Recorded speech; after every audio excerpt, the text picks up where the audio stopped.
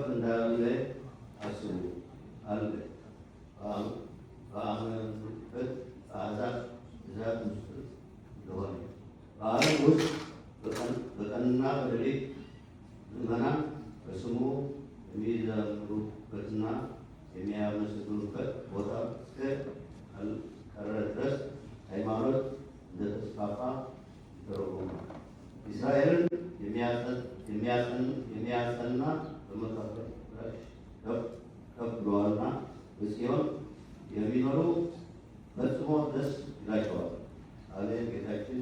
በመካከላቸው አዳኝ በሆነ በመስቀል ላይ ከፍ ከፍ እንዳለ ስለ ዘላለማዊ እምነታቸው የምዕመናን ነፍሳት ደስ እንዳላቸው ይህንን ይተረጉማል።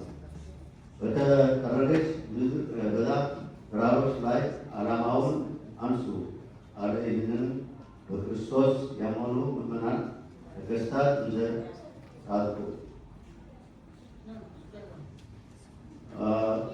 ቆስጠንጢኖስና እርሱን የሚመስሉ ወደ ሕይወት በምታደርስ የተጠረገች መንገድ ሲሄዱ የተሸከሙት የከበረ የመስቀል ምልክት እንደሆነ ይህንን ይተረጉማል። ወደ ሕይወት የምትወስደዋን መንገድ ጌታ ጭንቅ የሚላት ከሆነ እርሱም ግማሽ በሆነች ሃይማኖታቸው የተናቀ ነገርን፣ ምግብ መጠጥን በመከተል የሚደረገው ሰፊ መንገድ ሲሆን፣ ሌላ ይህቱ የሕይወት መንገድ የጸሎት፣ የጾም፣ የምጽዋት፣ የፍቅር ምቾትን መተው በእርሱ ዘንድ ጭንቅ ሞት እንደምትሆን ባቸው ይተረጉማል። እርሷም በምዕመናን ዘንድ እንደ ማር ወለላ ጣዕም ያላት ናት።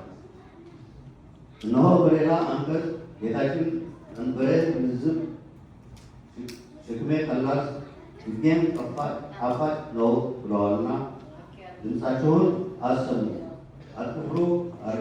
ይህንን ስለ ንጹሐን አርድእት ይተረጎማል። ወንጌልን ያለ ፍርሃት ይሰብኩ ዘንድ ጌታ አዘዟቸው ነበርና እስከ ዓለም ፍጻሜ እኔ ከእናንተ ጋር እኖራለሁ በማለቱ ፍርሃታቸውን አርቆላቸዋል። እነርሱም በማጥናቱ ከእነርሱ ትምህርት በአመኑና በከበረች እንደ አንደበታቸው ትእዛዛቸውን ተቀብለው እርሷን በፈጸሙ እርሱ ከእነርሱ ጋር እንደሚኖሩ